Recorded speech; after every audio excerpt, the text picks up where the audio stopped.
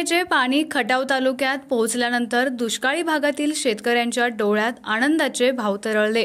या पाणी योजनेच्या पूर्णत्वासाठी सुरुवातीपासूनच माजी आमदार डॉक्टर दिलीपराव येळगावकर यांनी कसोशीने प्रयत्न केले। गेल्या काही वर्षांपासून आमदार जयकुमार गोरे यांच्या पाठपुराव्याने ही योजना पूर्ण झाली। तारळीचे पाणी पहिल्यांदाच खटाव तालुक्यात पोहोचलं। पळसगाव येथे डॉक्टर येळगावकर यांच्या हस्ते मोठ्या उत्साहात जलपूजन करण्यात आलं। यावेळी स्थानिक शेतकरी आनंदून गेले होते। जलपूजनानंतर डॉक्टर दिलीपराव येळगावकर तसेच स्थानिकांनी प्रसिद्धी माध्यमांशी संपर्क साधला। तारळी योजनेचे पाणी हे खटाव तालुक्याला मंजूर झाले।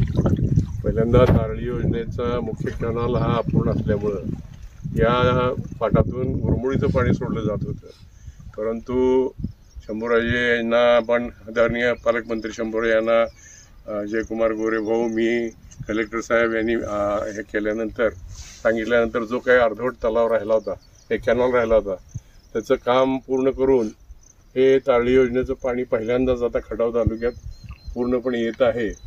शेवटचं टोक आहे ते वाघमोडे तलाव आणि पुढं निलमर वस्ती, गुंडेवाडी, चितळी हा भाग यामध्ये आहे। आपल्या मागणीच्या मुख्य रस्त्यावरून पाईपलाईनवरून हे पाणी पाईपलाईन करून हे पाणी आता पुढच्या काळात येत्या 6 महिन्यात या संपूर्ण भागाला दिलं जाणार आहे। आणि त्यामुळे या भागातल्या शेतकऱ्यांना जो काही आजपर्यंत दुष्काळ सहन करावा लागत होता तो आता या पुढच्या 6 महिन्यानंतर अजिबात करावा लागणार नाही।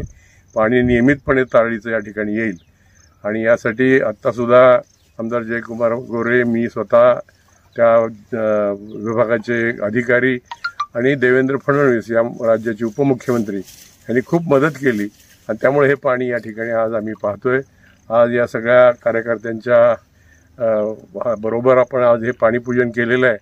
आणखीन 15 ते 3 आठवडे हे पाणी या ठिकाणी राहील आणि या संपूर्ण भागाला हे पाणी देण्याची व्यवस्था आपण करू।